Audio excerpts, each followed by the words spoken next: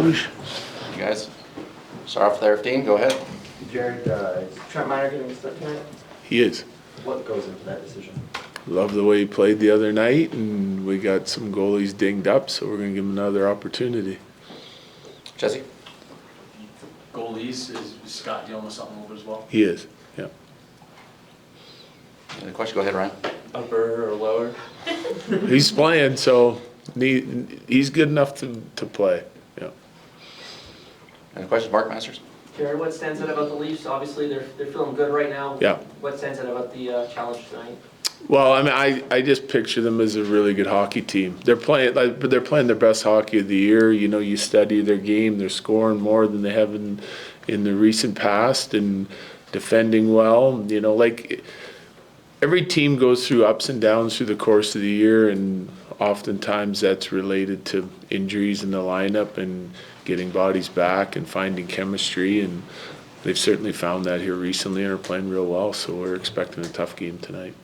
Rachel. Going back to the goalies, are you able to kind of observe the relationship that's forming between Trent and the two more experienced goaltenders and how they're kind of communicating together? Like, do you see the older guys giving Trent words of wisdom and encouragement? Yes, yeah. I'm not around for all of that, but I certainly, like, our guys are really, both those guys are really welcoming guys, right? And they're happy to share their knowledge, and no one more excited for Trent the other night than those two guys, right? I saw him talking after the game. He was in there. Wedge was congratulating him, as were other members of our team. But I think both our guys have a wealth of experience, and you know, Wedge is more than happy to share all his wisdom, and Trent and him have a good relationship. So it's kind of neat to see, you know, Wedge supporting him that way, especially when he comes up with his first win and his first shutout win. I think it's a big moment for him, and everyone was happy for him. But they're constantly talking, you know, like those three guys and UC spend a lot of time on the ice together, working through things in practice, and they're constantly communicating and sharing what they're learning. Jesse. Obviously, we know about the results from the first half. Just what have you thought of this group's process in the first half of the season here?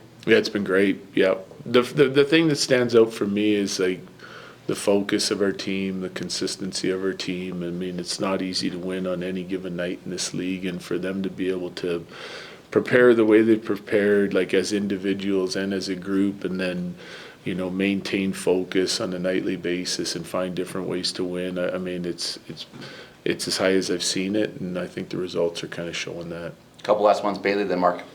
Coach, working towards your 18th straight win at home tonight, just the process there and what seems to be working so well for you guys here at home. Yeah, that same answer as as the last question, really, at the end of the day. I think it's, yeah, I don't know. To me, it is that focus and consistency. Obviously, health has been a big factor in the record for me. Like, we're not missing key players on a nightly basis until recently. So, you know, guys are slotted in the lineup where they should be, and in areas where they can excel, and guys have been doing that. But like, there's a consistency to our play this year that's impressive, and you know, that helps obviously with the results. Mark finishes off. Yeah, I'm just wondering what stood out the most to you about the first half McKinnon put together, and is there anything in particular he's doing to score at a higher rate than he has maybe in the past? He's shooting more, I think. There's a chemistry with Marty. They're doing a nice job. Their possession numbers are obviously very good. There was a stretch there where I'd say he was picking up, you know, and if I looked at the first half from last year to the first half from this year, I think he's picking up some additional goals down at the net in the dirty areas. It's something that he's able to do now, I think, with the way Marty plays with the puck away from the net as well.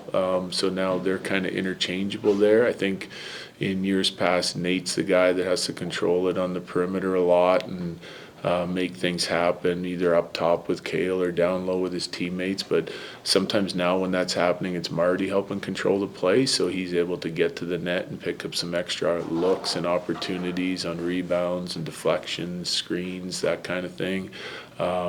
So yeah, I like the fluidity of their game. You know, they're doing a nice job, you know, with the chemistry on that line, and yeah, I don't know. There's not a lot that stands out. Like, he's had really good years here in the past, but I have noticed him pick up some of those goals, probably more than he has in a couple of the years past. And just consistency, really. You know, every night he's finding a way to get on the board. And, you know, I think that's part of it, the chemistry he has with his line mates.